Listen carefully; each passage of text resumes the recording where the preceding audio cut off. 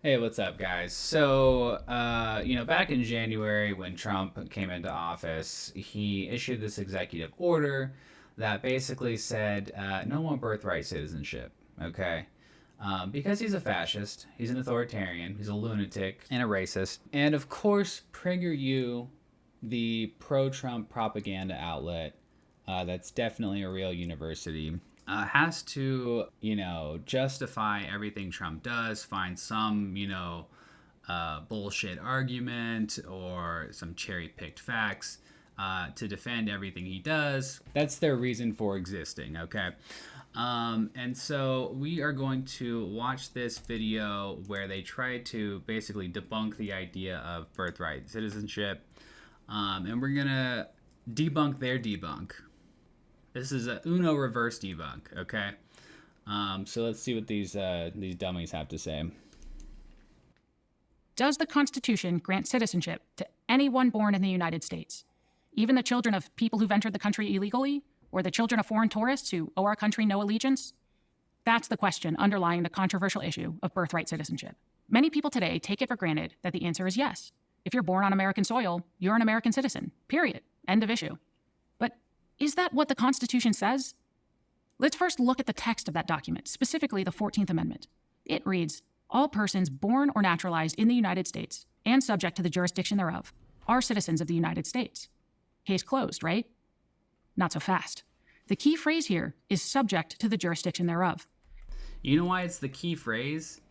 Because that's the justification the Trump administration is using.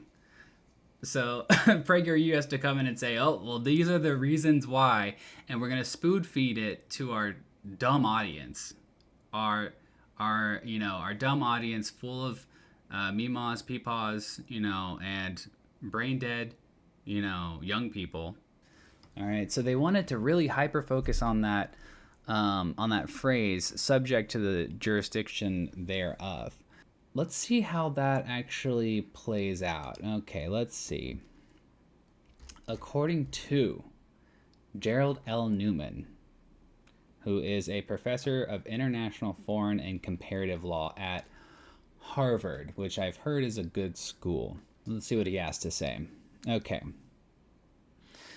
He's being interviewed by someone named HLT, which is an interesting name. The relevant portion of 14th Amendment states all persons born or naturalized in the U.S. And subject to the jurisdiction thereof are citizens of the U.S. The new administration argues that the phrase "and subject to the jurisdiction thereof" does not apply to children of those who are undocumented or here on a temporary who are on temporary visas. What do you make of that claim? Newman says, "The argument is either a crazy theory or a dishonest interpretation of the Constitution. The Supreme Court explained what those words mean in the Wong Kim Ark case," which they talk about in the PragerU video. "It reflects the fact that there are these traditional exceptions that really do involve people who are not subject to the nation's jurisdiction. The leading example in the 1860s debates was foreign diplomats who have diplomatic immunity, who are for the most part not subject to our laws, and who retain citizenship of the country that sent them and which they are serving. Their children share the immunity and would not qualify. There's also the example of a foreign warship visiting a port of the United States. The country does not exercise jurisdiction over foreign warships, and therefore children born on foreign warships are not citizens of the United States.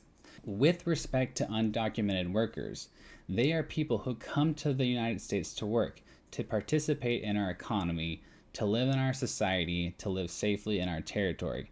They are subject to the jurisdiction of the United States.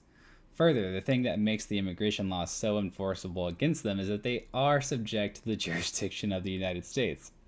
So PragerU's big argument, right, their fucking knockdown argument, was that this phrase excludes children that are born in the U.S. to undocumented immigrants.